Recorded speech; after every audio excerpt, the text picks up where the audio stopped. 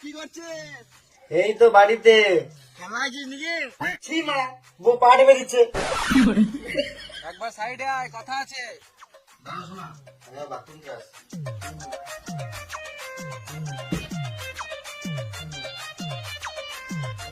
বল বল। মদ খাবি নাকি তোরা? মদ খাবি নাকি? না মারা, মদ খাবো না, বউ ভুগবে। বাহ, দুদিনে বউকে পেয়ে বোন থেকে ভুলে গেলি। দিন করে মারা।